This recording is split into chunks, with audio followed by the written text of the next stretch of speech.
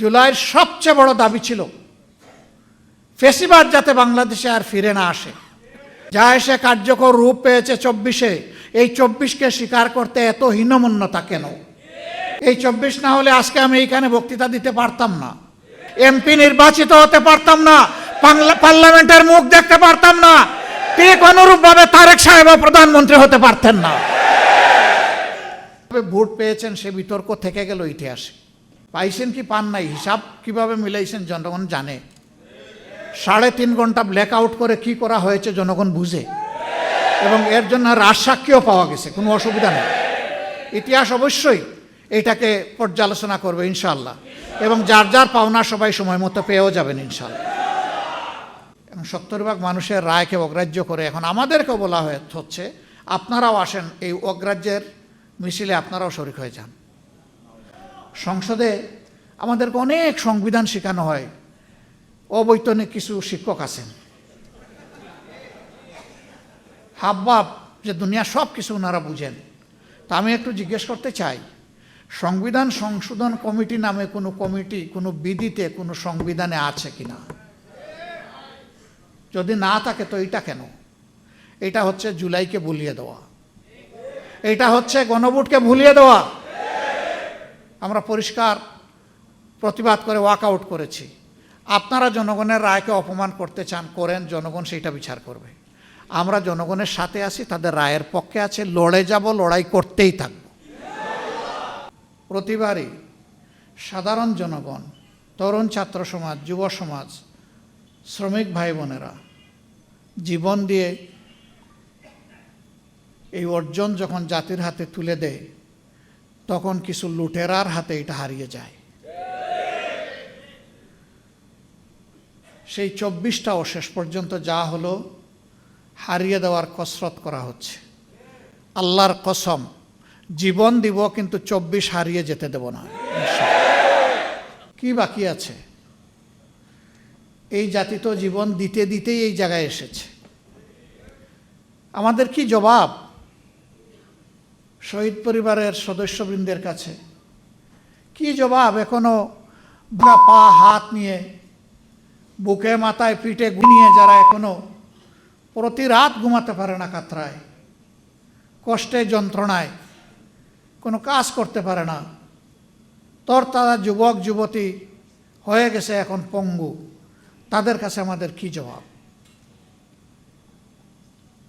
এখন যে পার্লামেন্ট এবং সরকার গঠিত হয়েছে, সবাই স্বীকার করে যে এটি 24-এর ফসল, কিন্তু কেউ কেউ বলতে চান 24 তেমন কিছু না, এর আগের অংশটা গুরুত্বপূর্ণ। আমরা তো বলছি না আগের অংশ অগুরুত্বপূর্ণ, কারণ সেই অংশেই তো আমরা আমাদের মাতার তাজ 11 জন নেতৃবৃন্দকে হারিয়েছি, সেই অংশেই তো আমাদের শত শত সহকর্মীকে হারিয়েছি, সেই অংশেই তো আমাদের ভাই বোনেরা আয়নাগরের সঙ্গে হয়েছে, সেই অংশেই তো লাখো লাখো মানুষ আমাদের সহকর্মীরা বারবার কারাগারে চলে গিয়েছে, সেই অংশেই তো আমাদের সহকর্মীরা চাকরি হারিয়েছে, সেই অংশেই তো বাড়িঘরে ঘুমাতে পারেনি। আমরা তো ওই অংশ অস্বীকার করছি না, কিন্তু এইটা অস্বীকার করার কোনো উপায় নেই। আমাদের এত এত ত্যাগ, আমাদের আন্দোলন এবং প্রতিরোধ তখন কিছুই কার্যকর হয় নাই। যা এসে কার্যকর রূপ পেয়েছে 24-এ, এই 24-কে স্বীকার করতে এত হীনমন্যতা কেন? এই 24 না হলে আজকে আমি এইখানে বক্তৃতা দিতে পারতাম না, এই 24 না হলে আজকে বিরোধী দল হতে পারতাম না, বিরোধী দলের নেতা হতে পারতাম না, এমপি নির্বাচিত হতে পারতাম না, পার্লামেন্টের মুখ দেখতে পারতাম না, ঠিক অনুরূপভাবে তারেক সাহেব প্রধানমন্ত্রী হতে পারতেন না। আর যে সমস্ত মন্ত্রীরা আজে বাজে কথা বলে, কেউ তো সংসদের ভিতরেই বলে ফেলে, আর কেউ টক শোতে গিয়ে বলে, দায়িত্ব জ্ঞানহীন কথা বলে, দেশ বিরোধী কথা বলে, আমরা যখন সংসদে এই বিষয়গুলো তুলে আনি তখন বলা হয় এগুলা সংসদের বাইরের ব্যাপার। আবার আমাদেরকে যখন আঘাত করা হয় তখন শুধু সংসদের বাইরের ব্যাপার না, আধা শতাব্দী আগের বিষয়গুলো নিয়ে আসা হয়। চিংড়ি মাছের জীবন, লাফ দিলে পিছনের দিকে যায়, সামনে রাস্তা খুঁজে পায় না। এই জাতি আগাবে কিভাবে? আমরা সবসময় বলে আসি যে আসেন সামনাটা দেখি, এগিয়ে যাই, যেই অঙ্গীকার নিয়ে 24 হয়েছে সেই অঙ্গীকার বাস্তবায়ন করি। জুলাইয়ের সবচেয়ে বড় দাবি ছিল ফেসিবাদ যাতে বাংলাদেশে আর ফিরে না আসে, মানুষকে আশাবাদী করে তোলা। এই জন্যই হয়েছিল গণভোট। সেই গণভোটের ব্যাপারে বলা হয় এটা তো সংবিধানে নাই।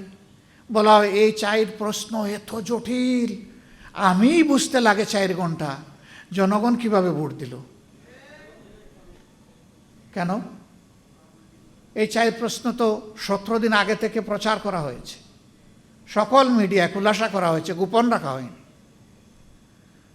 আপনারা বুঝাতে চান যে জ্ঞান বুদ্ধি শুধু আপনাদের আছে, এই দেশের 18 কোটি মানুষের নাই? তা তো মানুষকে আপনারা অপমান করছেন। আমি মূর্খ হতে পারি, কিন্তু আমার জাতি তো মূর্খ, আমি কথা বলতে পারি না।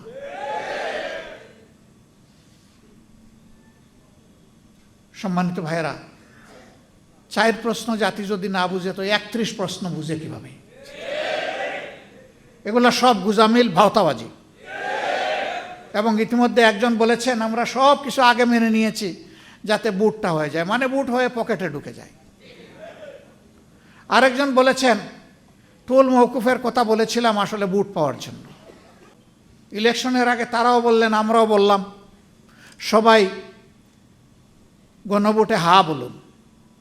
জনগণ 70 ভাগের মতো হা বলল। এখন তারা বলেন যে 51% মানুষ আমাদেরকে রায় দিয়ে পাঠিয়েছে, আমরা এটা মানব না, কারণ আমরা সংখ্যাগরিষ্ঠ। তবে ভোট পেয়েছেন সে বিতর্ক থেকে গেল ইতিহাসে। পাইছেন কি পান নাই, হিসাব কিভাবে মিলাইছেন জনগণ জানে।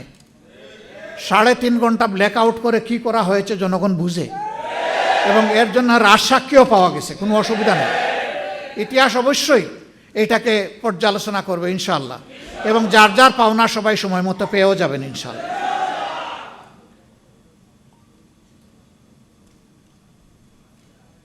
এবং 70 ভাগ মানুষের রায়কে অগ্রাহ্য করে এখন আমাদেরকেও বলা হচ্ছে আপনারাও আসেন, এই অগ্রাহ্যের মিছিলে আপনারাও শরিক হয়ে যান। সংসদে আমাদেরকে অনেক সংবিধান শেখানো হয়, অবৈতনিক কিছু শিক্ষক আছেন, হাবভাব যে দুনিয়া সব কিছু ওনারা বুঝেন।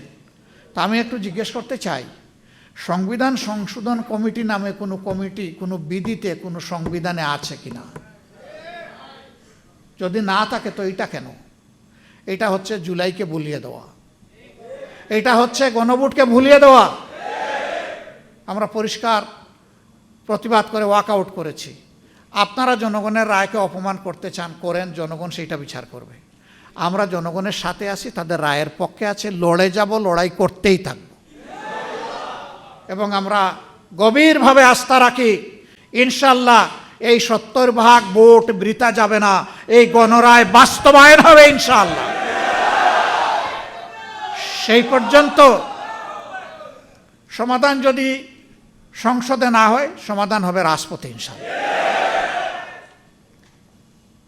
এই দেশকে আমরা ভালোবাসি। এই দেশ কোনো একক দলের নয়, এই দেশ প্রত্যেকটি নাগরিকের, ধর্ম বর্ণ নির্বিশেষে। আরেকটা কথা বন্ধুগণ, প্রতিবেশী দেশ সম্পর্কে এখানে অনেকেই আক্ষেপ প্রকাশ করেছে। আমরাই একমাত্র দল যাদেরকে তারা পছন্দ করে না। তারা বলেছে বাংলাদেশের সকল দলকে ভারতের মাটিতে আমন্ত্রণ, শুধুমাত্র জামাতে ইসলামী লাল কার্ড। আমরা এই লাল কার্ডের পরোয়া করি না। আমরা ভারতের বুকে আশ্রয় নেওয়ার কোনোদিন চিন্তাও করি না। এই দেশ আমাদের দেশ, আমাদের আশ্রয়ের জায়গা 18 কোটি মানুষের অন্তর ইনশাআল্লাহ। আমরা তাদের হৃদয়ে আশ্রয় নিতে চাই এবং আমাদের হৃদয়ে বাংলাদেশকে ধারণ করতে চাই। এই জন্য বরাবর বলেছি আমাদের কোনো পিসি খালার দেশ নাই, আমাদের দেশ বাংলাদেশ। এই স্লোগান অনেকেই দেন কিন্তু বাস্তবে প্রমাণ দিতে পারেন না। আলহামদুলিল্লাহ আমাদের নেতৃবৃন্দ জীবন দিয়ে ফাটতক্তার উপর দাঁড়িয়ে প্রমাণ করেছেন বাংলাদেশই আমাদের ঠিকানা। আমরা সেই নেতৃবৃন্দের রেখে যাওয়া আমানতের সম্মান রক্ষা করব ইনশাআল্লাহ। ভারত আমাদের প্রতিবেশী, তাদের সাথে আমরা সৎ প্রতিবেশীর আচরণ করতে চাই এবং তারাও আমাদের সাথে সৎ প্রতিবেশীর আচরণ করছে ওটাও দেখতে চাই।